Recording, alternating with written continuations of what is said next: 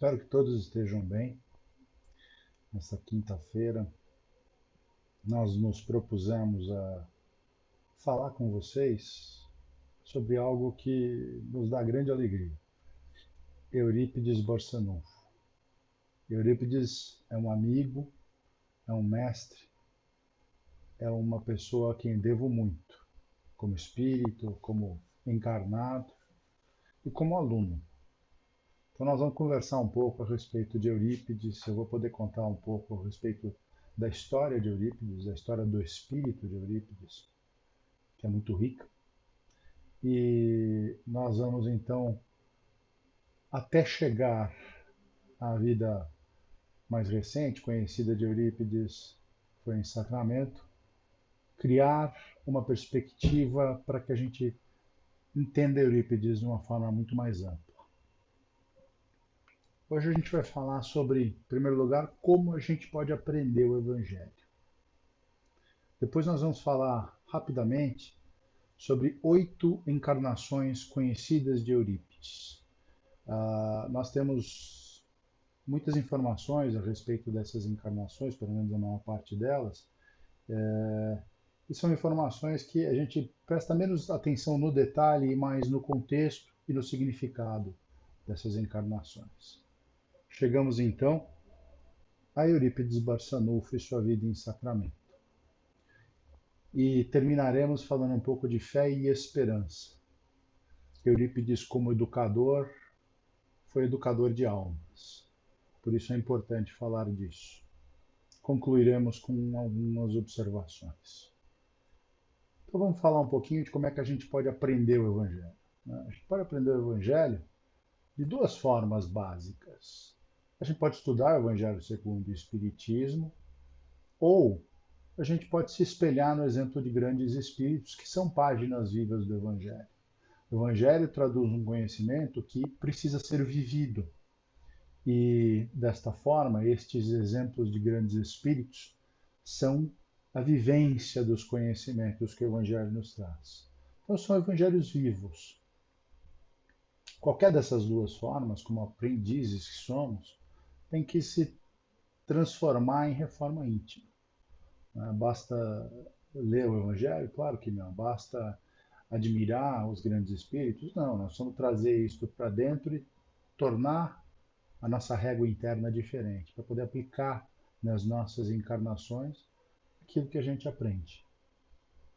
A gente vai se propor olhar rapidamente para Eurípides, que é um desses grandes espíritos, que é uma página viva do Evangelho. É um espírito que a gente costuma dizer crístico, que tem muita proximidade com o Cristo, que traz dentro do seu coração os ensinamentos do Cristo da forma mais pura. Para a gente ter dimensão de quem é Eurípides, é importante a gente olhar a história de Eurípides. Como é que Eurípides virou aquele que nós conhecemos. Então a gente pode observar as 8 vidas. Vamos falar um pouquinho dela. A gente tem notícia destas 8 encarnações e a gente vai escolher fatos que sejam mais relevantes destas encarnações.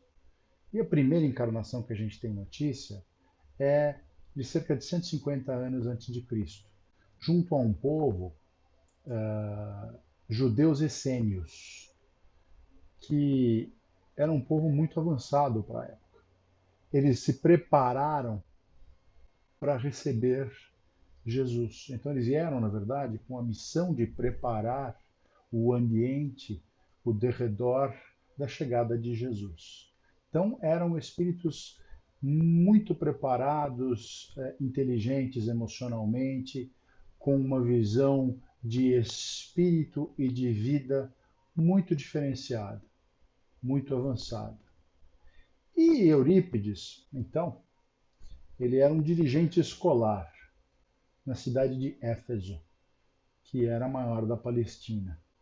E é engraçado a gente notar que já nesta encarnação, lá atrás, Eurípides começou o seu traço de educador. Na verdade, a gente não sabe se começou aí, né? Porque para ser um essênio, dirigente escolar, ele certamente teve experiências anteriores. Mas a gente nota que há algumas encarnações já ele tinha este traço, que o levou a ser educador por muito tempo e culminou com a sua experiência de educador em Sacramento. Tem um livro chamado A Grande Espera, que conta a história dos essênios, ilustrada por situações vividas na época. Eurípides aparece como uma personagem neste livro. Depois, a gente vai falar de Policarpo de Esmirna. Policarpo de Esmirna já viveu em tempos muito próximos aos de Jesus. Existem algumas narrativas que informam que ele pode ter sido contemporâneo de Jesus, embora muito mais novo. Existem outras que indicam que ele nasceu ao redor de 69 após Cristo. Então, de qualquer forma, ele viveu próximo dos tempos de Jesus. E ele conviveu muito com os familiares de Jesus, com os apóstolos de Jesus, desenvolveu uma relação de muito carinho com Maria. Conheceu, pelo que consta, José. Então, existiram muitos fatos que aproximaram Policarpo do contexto histórico e familiar de Jesus quando encarnado.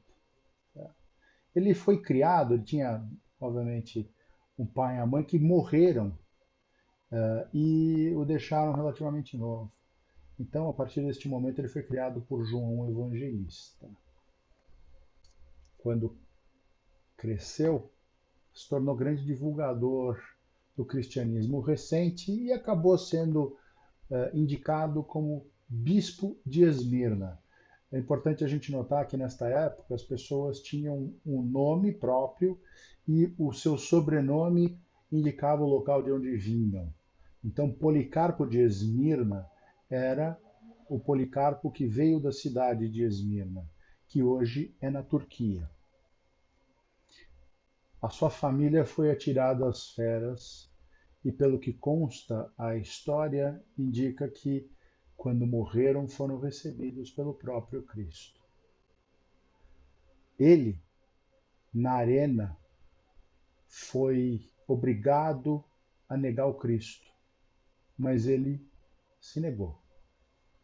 Essa é uma das ocasiões em que esse espírito escolheu o caminho mais difícil e mais correto.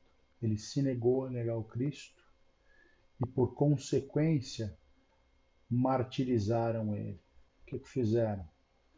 Tentaram queimá-lo vivo. Mas, por incrível que possa parecer, as chamas não pegavam nele. Então alguém decidiu apunhalá-lo.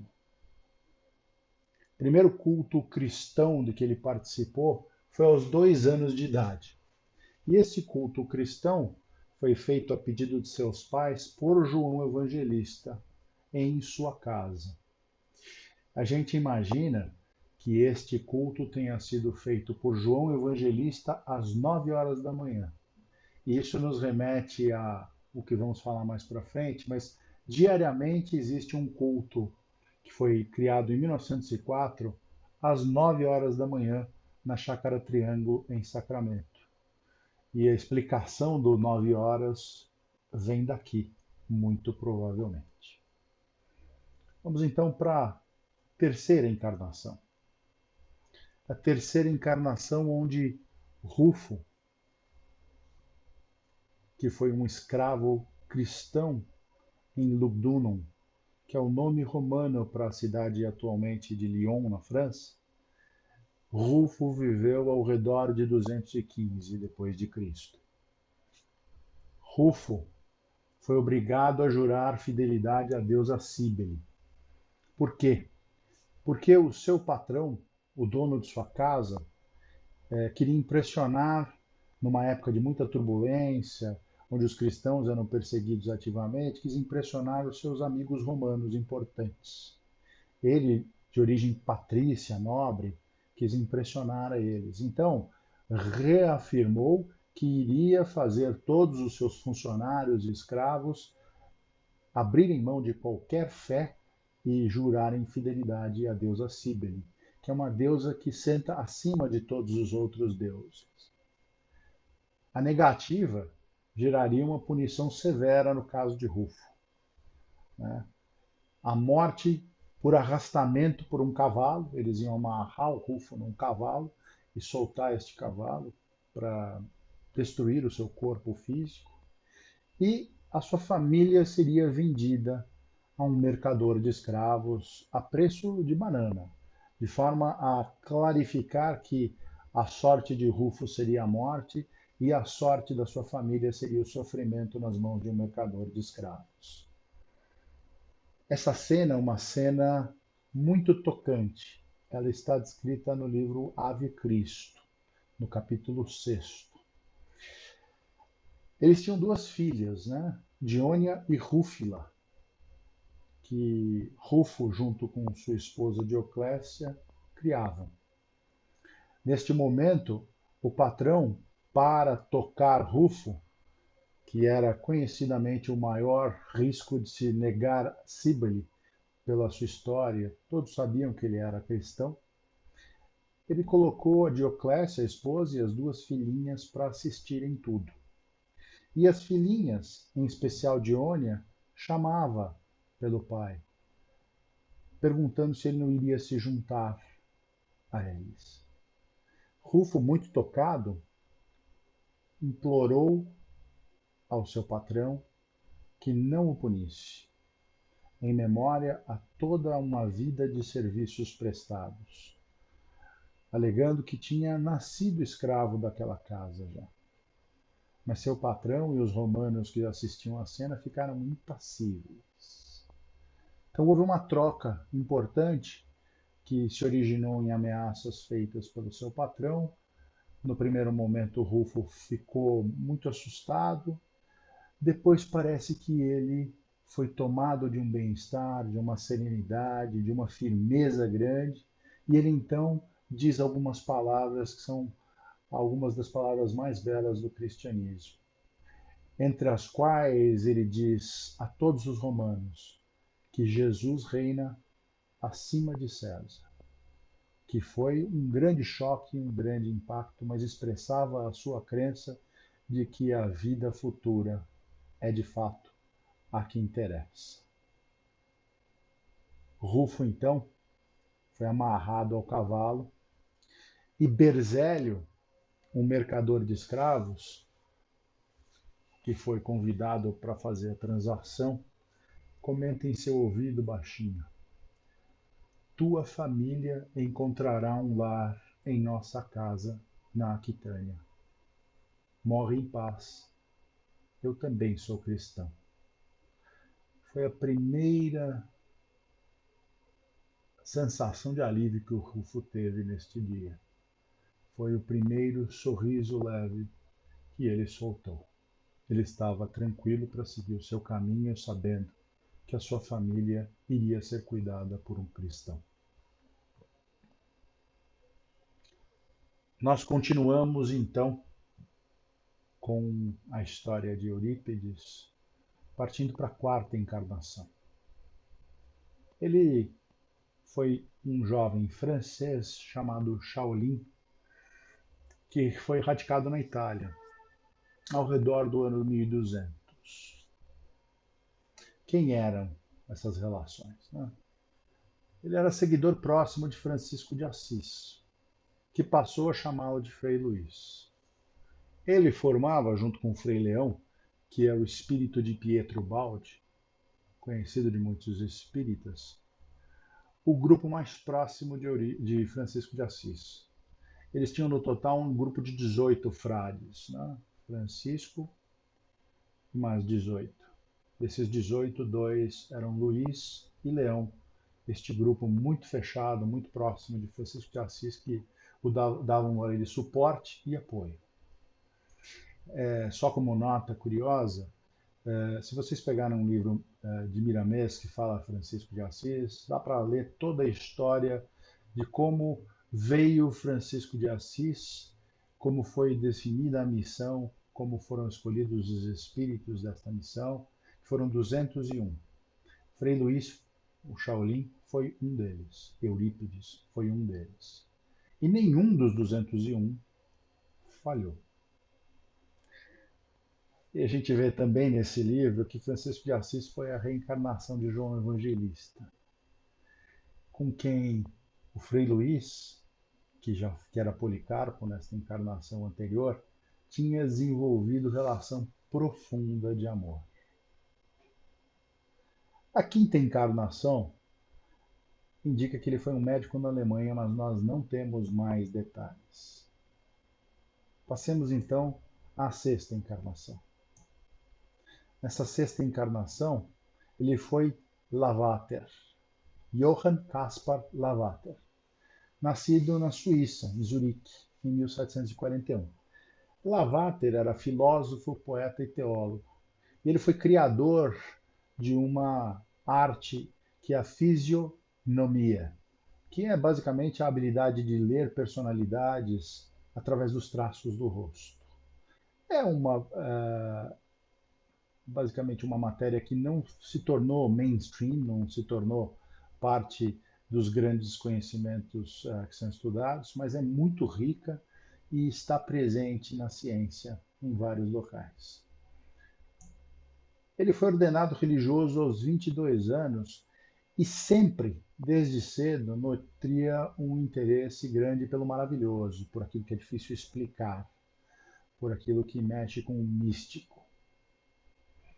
Ele, a uma certa altura da vida, mais próximo do seu desencarne, trocou farta correspondência com a imperatriz da Rússia, na época.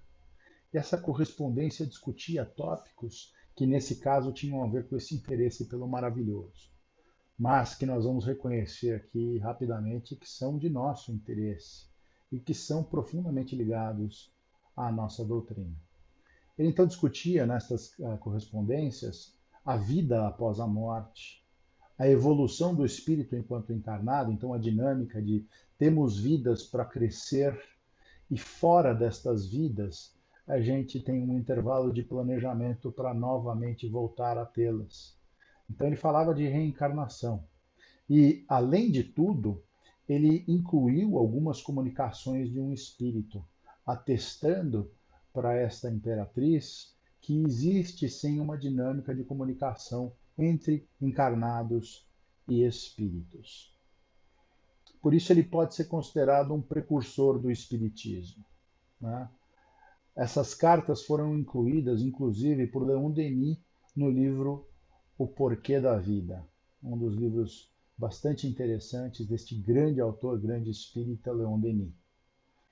E a gente pode notar, novamente encontramos o espírito de Eurípides diretamente envolvido na criação e na disseminação do conhecimento.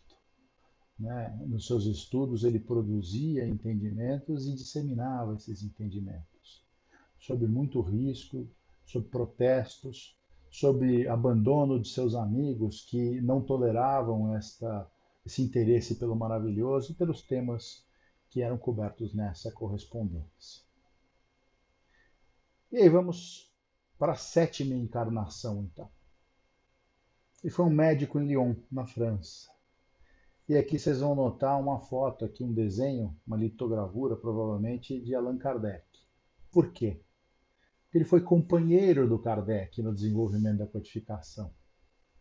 Veja bem o nosso Eurípides aqui, atuando lado a lado com Kardec.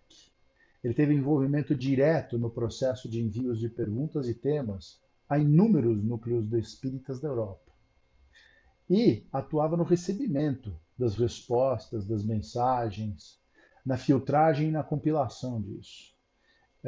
Dizem algumas informações que mais de 1000 núcleos espíritas ao redor de toda a Europa participaram na confecção, resposta de perguntas, confecção de temas, para que Kardec pudesse então fazer aquele grande compilado que foi a codificação, com muito critério, com muito cuidado, com muita solidez.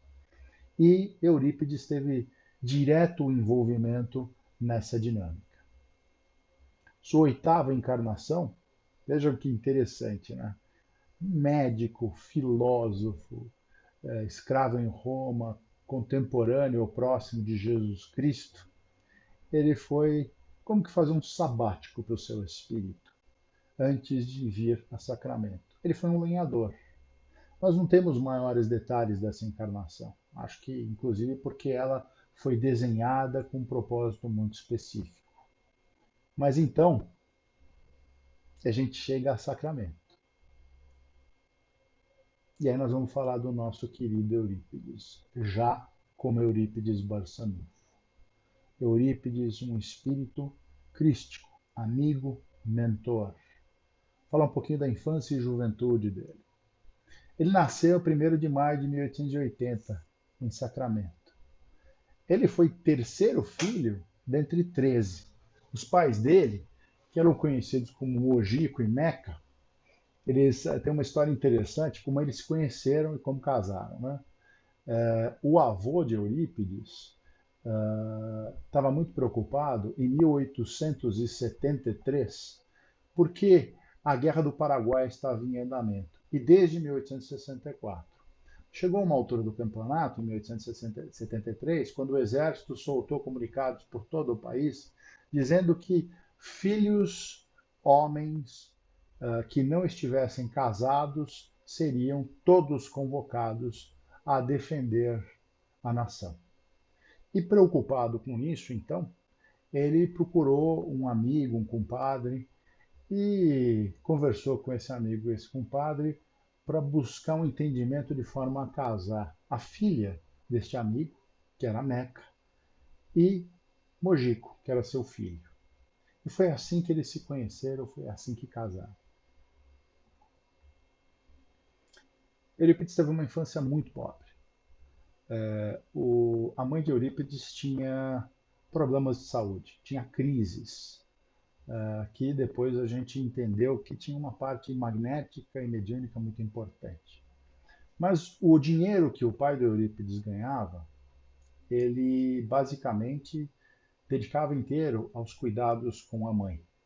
Então ele trabalhava numa casa comercial e tudo que ele tirava basicamente ia para os cuidados com a mãe. Deixou muito pouco espaço para sustento da família. Então ele procurava sempre ajudar o pai e a mãe. E ele carregava malas da estação. Eles moraram por algum tempo na estação do Cipó, que era uma estação de trem. E aí também ele guardava animais dos passageiros, por algum tempo que fosse necessário.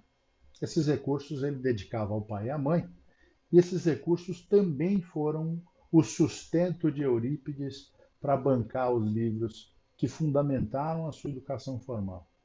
Lá atrás, no começo do seu interesse por livros, por aprendizado, esses recursos foram valiosos para tanto. Ele então, já se interessando muito pelo aprendizado, pela educação, ingressa no Colégio Miranda. O Colégio Miranda, diga-se de passagem, foi fundado pelo professor Miranda, que não era de Sacramento, que veio de fora e que morou alguns anos em Sacramento por razões pessoais, fundou o Colégio Miranda, acolheu Eurípides com muita alegria, já entendendo que ele vinha muito recomendado. Eurípides rapidamente se destaca e ele ajuda, inclusive, exercendo funções de monitor e tocando atividades pedagógicas. Eurípides cuidava da educação dos irmãos. Então ele trazia o conhecimento de fora e com sua veia de educador ele estruturava o aprendizado dos irmãos. Em 1902, Eurípides se junta ao pai e eles vão para o Rio de Janeiro, porque Eurípides tinha um interesse muito grande em ingressar na faculdade de medicina. Ele sabia que cuidar dos outros era uma missão, era uma vocação. Ele foi tentar perseguir. Mas na volta, ele percebeu que a mãe estava muito mal pela separação vindoura, pela separação que aconteceria. Então ele desfez a mala, desistiu de estudar medicina e nunca mais tocou no assunto. Apenas para constar novamente, o professor Miranda ficou alguns anos em Sacramento e depois foi embora. Dá a impressão que ele foi para Sacramento para criar a escola para Eurípides poder estudar nessa escola. Mas é apenas uma conjectura. Com esse desejo de ajudar os outros, com a sua coragem, ele cria uma farmácia homeopática. Ele tinha um amigo chamado Ormênio, que tinha livros de homeopatia. Ele leu estes livros, ficou encantado e, com inspiração, obviamente, resolveu criar uma farmácia homeopática. Essa farmácia homeopática, mais para frente, depois da conversão de Eurípides, ela já existia, mas ela passou a chamar-se Farmácia Espírita Esperança e Caridade. E ela era assistida por Bezerra de Menezes, que o ajudava nas receitas, que ajudava nos tratamentos. Essa farmácia tem casos incríveis de cura, tem casos incríveis de diagnóstico, casos que dá para muito livro, inclusive. Mais para frente na vida de Eurípides, a gente nota que ele tinha atendimentos, às vezes, ele fez, às vezes, 1000 receitas num dia, apenas num dia.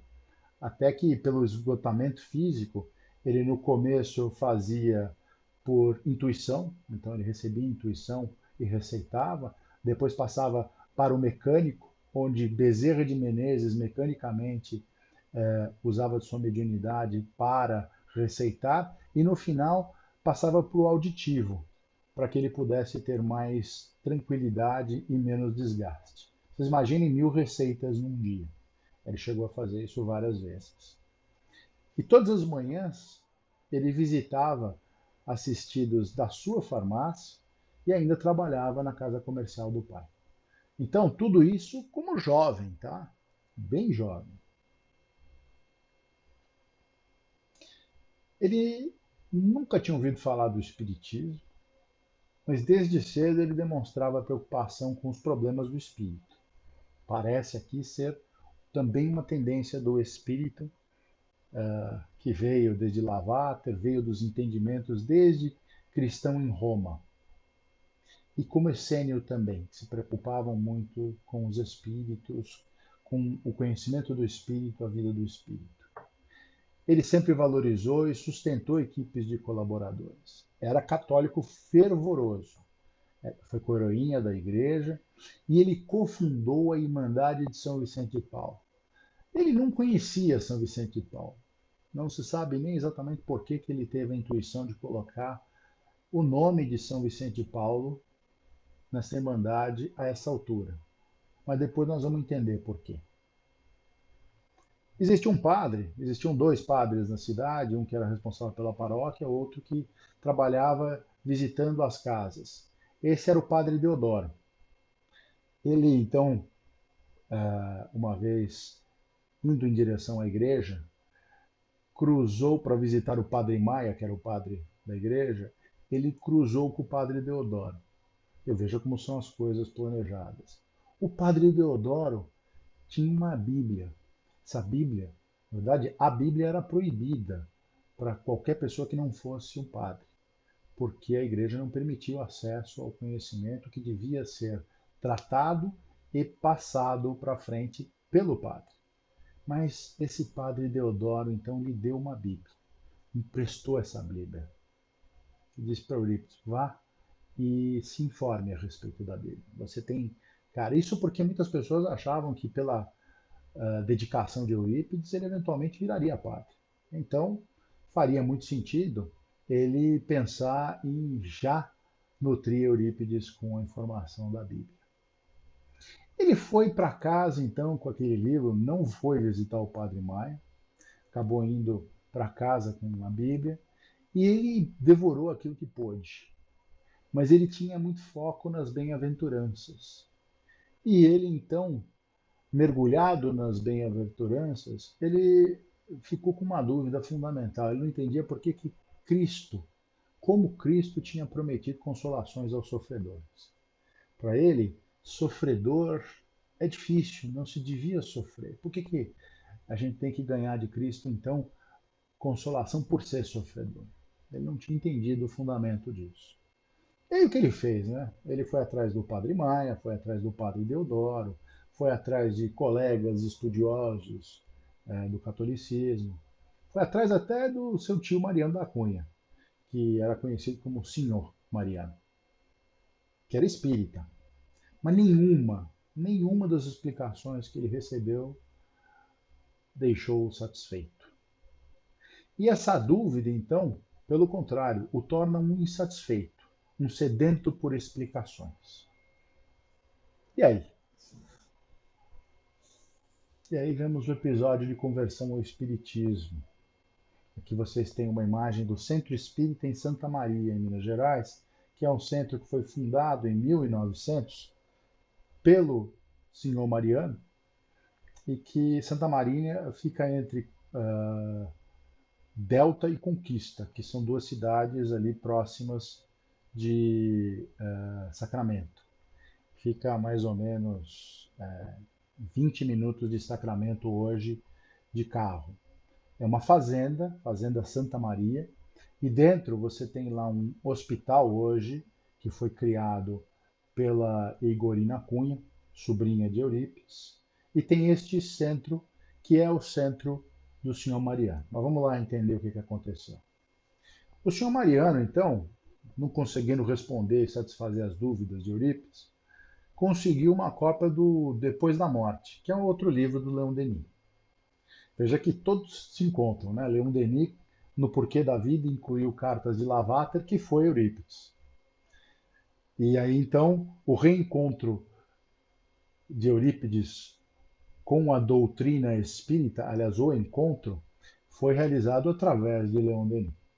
Porque ele lê o livro, ele passa uma madrugada inteira, né? Ele não consegue largar. Ele fica profundamente impressionado e fica, ao mesmo tempo, muito abalado em suas convicções católicas. Daí ele começa a restringir a sua presença na igreja. Ele que estava lá sempre muito ativo, ajudando o padre como coroinha, ajudando a ensinar, ele ficou muito abalado e parou de ir com essa constância à igreja. Decide então, por convite do senhor Mariano, assistir a uma sessão espírita na Fazenda Santa Maria, neste centro aqui, tá? Que é o Centro Espírita Fé e Amor. Aliás, o mentor deste centro é Santo Agostinho. Então a gente pode notar que o derredor de Eurípides não tinha espíritos que não fossem de altíssima escola, de muita luz. Ele chega nessa sessão espírita. Essa sessão acontecia à tarde, não podia ser muito tarde, porque eles não tinham luz elétrica, e aí ficava muito escuro, então aconteceu à tarde. Ele chegou mais ou menos às 2 horas da tarde em Santa Maria e lá ficou esperando. Porque ele ia também para Santa Maria para fazer a escrituração do negócio do senhor Mariano, em Santa Maria. Mas ele foi, chegou às 2 horas da tarde e ficou lá sentado, olhando as pessoas chegarem, e chegaram dois médiums, né? O Jason, não sei se falavam Jason, mas o Jason e o Aristides. O Aristides era completamente analfabeto.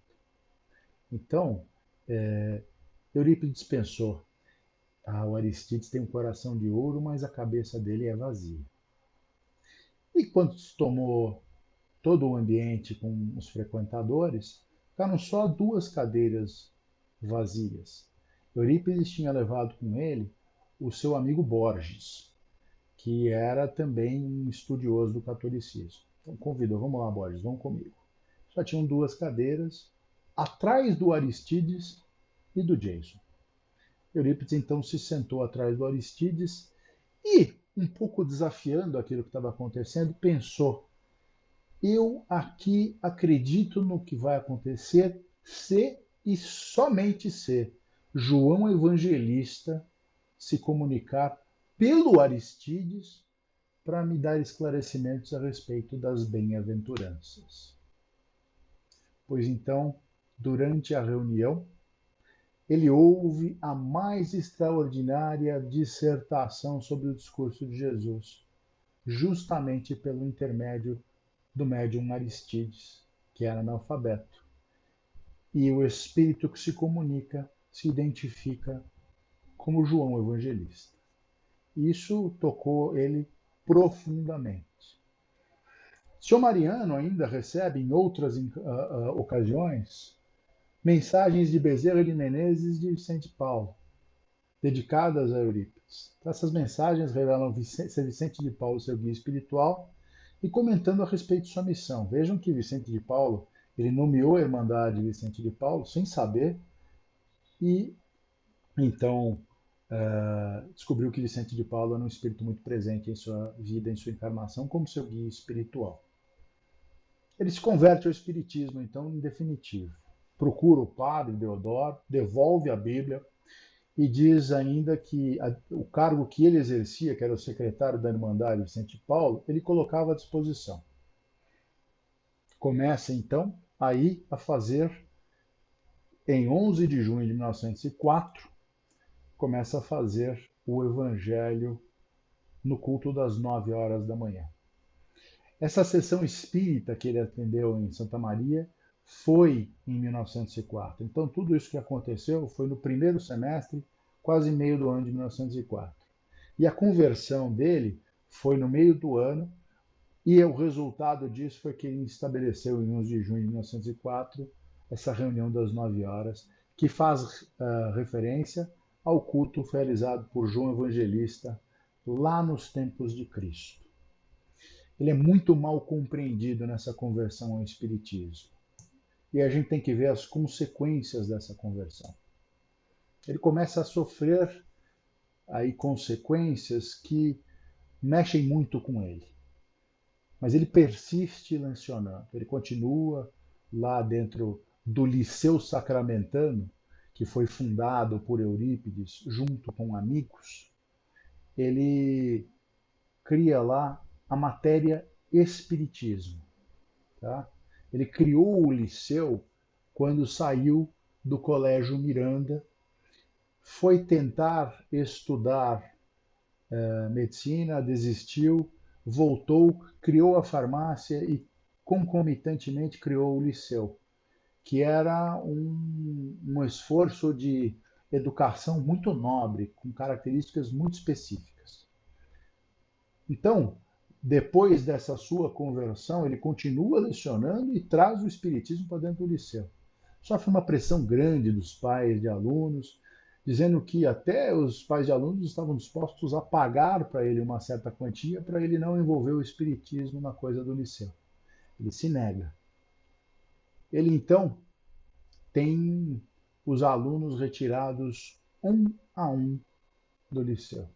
Sofre impiedosas perseguições, fica traumatizado e resolve então se retirar para um tratamento em Santa Maria. Ele realmente ficou abalado. E neste período que passou em Santa Maria, sua mediunidade desabrochou. Então pôde-se observar uma quantidade grande de faculdades mediúnicas, em especial a de cura, que o despertou para uma vida missionária.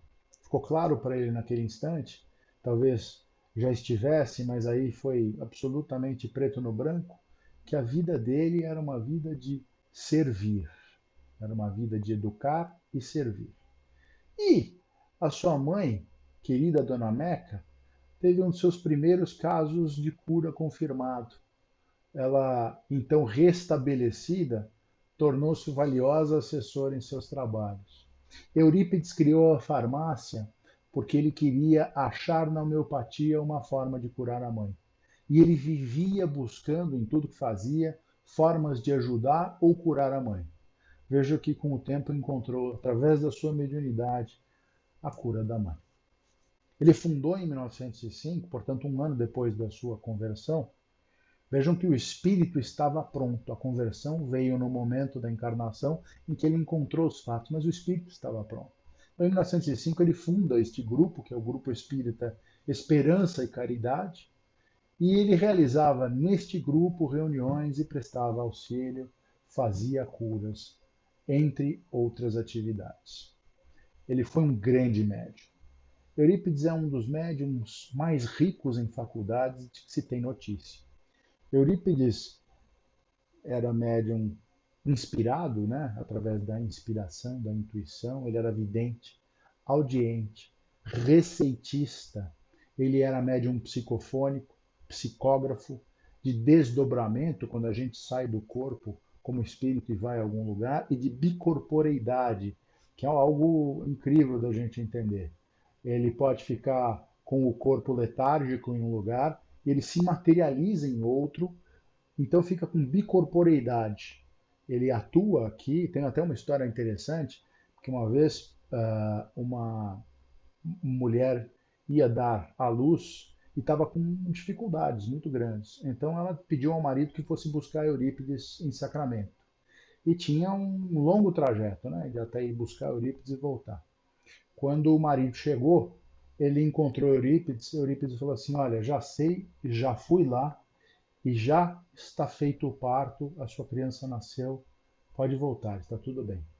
Aí ele não entendeu muito, ele ficou meio que revoltado com o Eurípides. Como assim? Ele foi? Não deu tempo. Como é? Eu saí de lá, cheguei aqui, ele disse que já foi. Pois ele voltou e voltou junto com esse senhor para conseguir, então, deixar tranquilo o marido, para que não tivesse medo, não tivesse preocupação. Quando chegou lá, a mulher, já com a criança nascida no colo, disse assim: Mas, doutor Eurípides, o senhor já voltou? Está tudo certo. Meu bem, ele já esteve aqui, ele já fez o parto. E isso foi um dos casos de bicorporeidade, entre vários muito interessantes. A gente tem muita história para contar, não vamos contar todas porque nós temos tempo limitado. Eurípides, como consequência da sua conversão, também sofreu um grande combate pela igreja. Ele saiu do coração da igreja para se tornar um espírita e passou a significar, portanto, uma ameaça muito grande.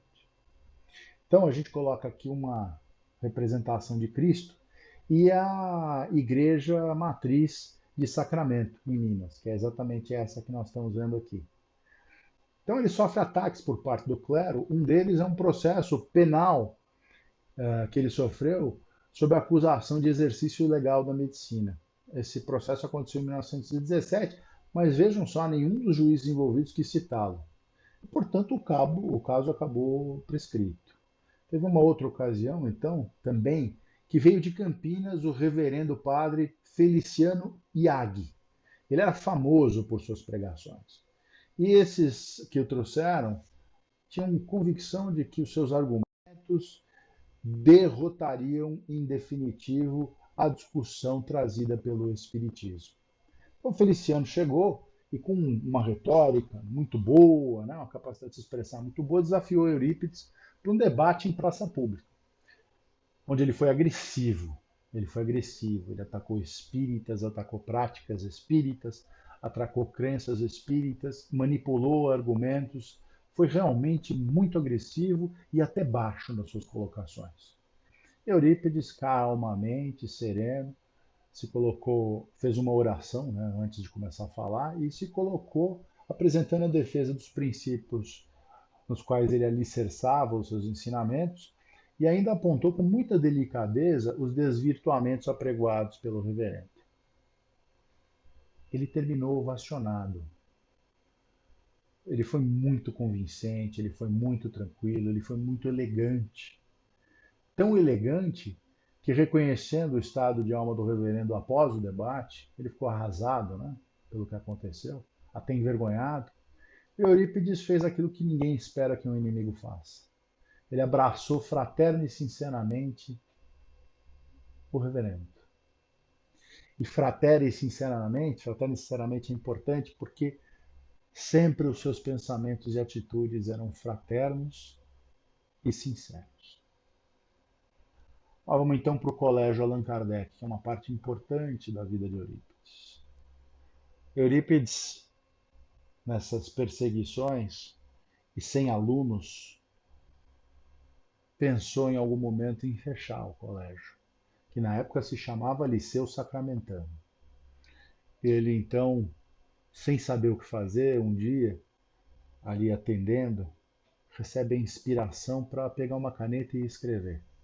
E recebe uma mensagem de Maria, aquele espírito com quem tem familiaridade, que tem muita proximidade, que tem muito carinho, desde a época de Policarpo. E ela diz então que ele precisava mudar o nome de Liceu, que era um resquício do orgulho humano, esse nome, mudar para Colégio Allan Kardec e retomar as atividades, incluindo o ensino do Espiritismo, o estudo do Evangelho. Ela diz: o estudo do Evangelho de meu filho às quartas-feiras. E que ela se responsabilizaria pela proteção daquela entidade. Então, Ele inaugura, em 1º de abril de 1907, o Colégio Allan Kardec, que possuía pedagogia essencialmente espírita. Dentro da visão de educação de Eurípides, ele celebrava a vitória de um currículo que se impunha sobre o preconceito. Então ele olhava para o currículo, que na época o currículo era cheio de preconceitos, de não pode isso, não pode aquilo, a gente não pode tocar nesses assuntos, veja bem.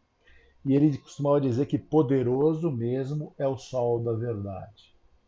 Quando era proibida a educação de moços e moças juntos, ele fez isso.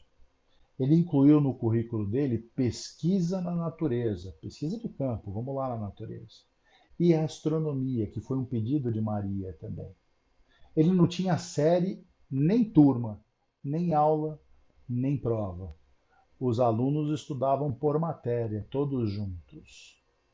E o resultado disso é que os alunos desse colégio foram a elite de seu tempo. Para dar um exemplo, um dos alunos de Eurípides foi Tomás Novellino. E Tomás Novellino, sendo também um educador, acabou criando grandes aprendizes que hoje aí despontam em várias áreas. Um deles, talvez vocês conheçam, é Roberto Crema, que fala da educação holística global. É uma pessoa respeitada, reitor da Unipaz, vale a pesquisa. Mas veja que isso aí vem deste projeto. E o Colégio Allan Kardec, por alguns, é considerado um dos grandes projetos pedagógicos do Brasil, até hoje. O colégio ficou conhecido em todo o Brasil. Ele teve cerca de 200 alunos e ele funcionou direto, ininterruptamente, até 18 de 10 de 1918, quando, no auge da gripe espanhola, ele teve que fechar suas atividades. Como é que foi o desencarne de Eurípides? Ele previu a sua própria desencarnação durante a gripe espanhola. Ele disse que iria desencarnar. Disse primeiro que uma pessoa importante ali da cidade, que teria o féretro muito concorrido, iria desencarnar no dia 1º de novembro. E logo antes, no dia anterior, ele diz para todos que seria ele. Para todos que eu digo é para aquelas pessoas próximas, né? A sua mãe, tia Amália, que era a sua secretária particular. E ele estava em meio a atendimentos no dia 24 de outubro, então, e sente o seu estado febril, mas não deixa de cuidar dos enfermos. Ele, inclusive, diz para a tia Amália, a gente chama aqui de Dona Amália, que a doença não pode esperar, os enfermos não podem esperar, porque ele tinha pressa, ele sabia que ele tinha um prazo para o seu desencarne e quis fazer muito. Ele não parava de trabalhar. Apenas por insistência de sua mãe e da Dona Amália, ele aceitou descansar. Um pouco, bem pouco. Quando ele está no quarto dele, ele está agonizando, nos estertores de sua vida na Terra, ele recebe uma visita do Espírito de Maria. E Maria diz que o filho dela tinha autorizado que ela fosse oferecer a Eurípides uma escolha. Ele poderia ficar aqui, não desencarnar, por conta da gripe espanhola, ficar aqui e continuar o seu trabalho em Sacramento. Ou poderia aceitar uma missão nobre no espaço. Ele, entendendo que a vontade do Cristo era de fato que ele seguisse para essa missão nobre, declina da oportunidade de ficar e aceita essa missão. E ele seguiria então para organizar, abrir o Hospital Esperança. O hospital chama Esperança, no plano espiritual, que deve receber casos de pessoas que tinham condições de fazer a diferença do ponto de vista de fé e religião, mas se perderam neste caminho. Muitos deles espíritas. Então, esgotado, ele é assistido por Bezerra de Menezes no seu desencarne, logo em seguida. Rodeado de seus parentes, amigos e discípulos, em 1º de novembro de 1918, Eurípides desencarna. E aí, claro, o funeral foi amplamente concorrido pela população da região, que o amava profundamente. Ele deixa enorme legado. Para falar um pouco de Eurípides, nós vamos falar de educação, de fé e de esperança. E aí, partindo do poderoso é o sol da verdade, que imprime o seu desejo de educar a todos sem preconceito, com a verdade acima de tudo, a gente estabelece que Eurípides foi grande apóstolo do Cristo, desde tempos imemoriais. Ele nunca se negou ao sacrifício. Teve algumas vezes a escolha de não ser sacrificado ao negar o Cristo. Ele nunca se negou ao sacrifício. Ele mostrou dedicação constante e exclusiva ao seu próximo, sempre, abrindo mão muitas vezes, quase sempre, das suas próprias necessidades. Ele foi sempre, e acima de tudo, um grande educador. Ele transmitia conhecimentos e transformava almas. Portanto, a gente pode dizer que ele foi um educador de almas antes de mais nada. Educar almas, evangelizar almas. Ele trouxe aos corações de todos fé e a habilidade de esperançar. Esperançar é usar da esperança. E a gente tem que fazer um paralelo aqui entre fé e esperança. Né? Você fala, mas qual a diferença entre fé e esperança? Fé é a luz do sol. Né? Como ele aqui usa sol da verdade, a gente pode usar o sol como potente e bela a iluminação provida pelo sol. A gente, quando olha o sol que tudo ilumina, a gente tem aquela sensação de poder, de beleza. E o que é esperança, então? A esperança é como a luz do luar, a luz que ilumina os momentos de maior escuridão, que independente do local ou da situação, penetra e nos permite enxergar. Esperança não é ter ilusão. A gente achar que, olha, aqui, isso aqui, esse problema vai acabar, isso aqui vai se resolver. Não é isso. É aceitar os desafios, sejam eles como forem, sem pressa que acabem. Os problemas não acabam. É da natureza do mundo e do nosso estágio evolutivo enfrentar problemas. O que acontece é que nós mudamos, nós nos transformamos e eles deixam de ser problemas para nós. Então eles estão aí, mas quando a gente muda, a gente não enxerga neles grandes problemas. Ter esperança é saber que ao final o Espírito sobrevém a tudo e que nós sairemos vitoriosos, independente do que acontece no momento da dificuldade. Isso não é querer que a dificuldade acabe, não é isso. É saber que nós superaremos a dificuldade de qualquer forma, porque ao final resta o Espírito vitorioso e a dificuldade fica na história desse Espírito como um grande aprendizado. Isso é sempre verdade. Então a gente não precisa que o problema acabe, nem que as outras pessoas mudem para ser feliz e para ter esperança. A gente precisa que a gente mude para que a gente possa deixar de considerar um problema aquilo que nos rodeia. Esse é um exemplo muito bonito que eu gosto muito. Imagine que somos todos lâmpadas. Educar as almas como faz e fez Eurípides é ensinar cada uma dessas almas a fazer a luz dessa lâmpada brilhar para iluminar a si e aos outros. A gente sai de fábrica apagado e com as nossas encarnações a gente aprende a ter esperança. Esta lâmpada se acende e a gente ilumina a si mesmos e aos outros ao nosso redor. E essa luz bonita, ela nos permite ver no escuro, ver a Deus e ver a verdade acima de tudo. Nossa conclusão aqui falando do nosso querido Eurípides. Ele é o grande educador por excelência. É um exemplo para todos nós. É uma página viva do Evangelho que demonstra que foi o seu sofrimento que o sublimou. Eurípides não chegou na Terra como Eurípides que a gente conheceu. Ele teve uma preparação imensa. E a gente nota lá atrás, como Essênio, que já tinha um aspecto evolutivo grande, na sua vida como Policarpo, a presença, a ligação com João Evangelista, que foi Francisco de Assis, um grande destaque já. A gente percebe em Rufo que ele não se nega ao sacrifício pelo Cristo.